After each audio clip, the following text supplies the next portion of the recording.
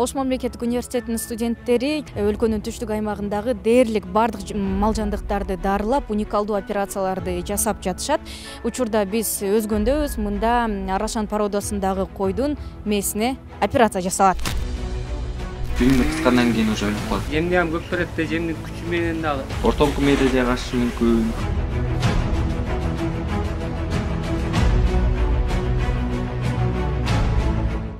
Эрболот Рыскулбеков айланбаш болуп калган Арашан породасындагы койдун мээсине операция жасап жатат. Жаш адистин айтымында бул ооруга жандыктар жайлоодо жайылып жүргөндө чалдыгат. Алардын мээсине суу толуп, курт түшүп, анын натыйжасында айланбаш деген оорунун жайылып кетүү коркунучу жаралат. Мындай учурда мээге операция жасоо зарыл. Операциянын түрү бул айланбаш, бизче ценуроз деп аталат. Бул ценуроздун келип чыгыштары көбүнчөсү ит мышыктардан, жырткыч айбанаттардан жугат. Алиментардык жол менен, тамак ашынан. Организмге киргенден кийин жаныбар же болбосо кой жеп алгандан кийин организмине киргенден кийин 6 айлап отуруп мээсине келип жетет. Бул мээсинде мителөөчү курт болуп эсептелинет. Ал жакта мээсине келип жеткенден кийин дагы 15-20 күн аралыгында мээни кыса баштайт. Эрболот өзүнүн теориялык билимин практикада колдонуп, бүгүнкү операцияны ийгиликтүү жасады. Ал учурда ОШМунун ветеринария адистигинде 5-курсунда окуйт. 3 жылдан бери өлкөнүн түштүк аймагында малдарды дарылоодо өзүрлүү эмгектенип келет. Бул коюбуз азыр жаңы эле операциядан чыкты. Операциянын мөөнөтү жарым саатка созулду. Мындан кийин буюрса койдун абалы жакшы болот деген үмүттөбүз. Кароо хозяйыны жакшы караса, башка койлорго аралаштырбай 2-3 күн карап койсо эле, андан ары өзү нарагына өзү улучшениясын жакшыртып кетет. Буга азыркы учурда эч кандай уколдор талап кылынбайт. Биз баарын жасап бердик. Мындан кийин бир гана жакшы тоюттандырып эле караса, жылуу жерде болду өзүнө келет.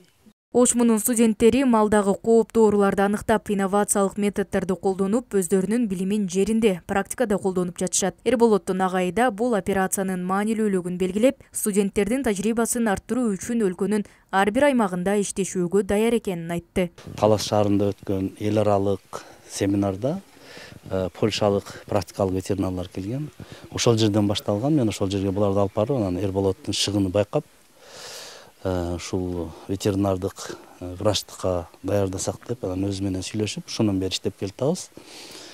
Көп жерлерде болду. Мына бүгүнкү күндө биздин студентибиз, биздин бүтүрүүчүбүз, то есть профессионал бүгүнкү күндө фельдшер деп турабыз, жакында диплом алат, анан врач болот. Ушул бизди аябай кубантып турган убагы. Эрболот бул ишке студенттик кезинен баштап киришкен. 9-классты бүтүп, ОШМунун STEM инновациялык колледжинин фельдшер адистигине тапшырган. Агайы менен бирге мал жандыктарын дарылоого катышып, тажрыйба топтогон. Агайы да 44 жылдан бери ветеринария тармагында жүрөт. Алар өлкөнүн ар кайсы аймактарына барып, мал ооруларын аныктап, операцияларды ишке ашырып келишет.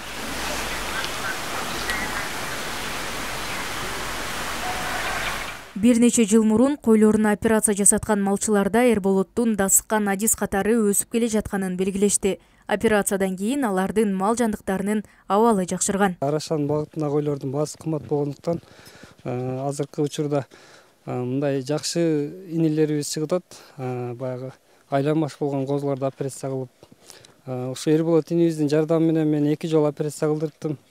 Биринчисинде бооз койду операция кылдырып, удачный болуп, жакшы болуп, козусу жакшы болду, сатылды.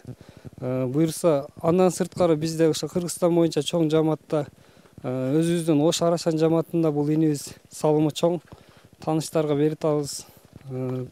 Колдон келишинче Кыргызстандан ошо 6 область, 7 областына чейин бардым. Операция ийгиликтүү болду, койдун абалы жакшырып, 1-2 шилтеп басканга жарап калды. Эми Эрболот кийинки операцияга жөнөп кетти. Мерим Айтмаматова, Нурсултан Бакай уулу, ОШМу жаңылыктары.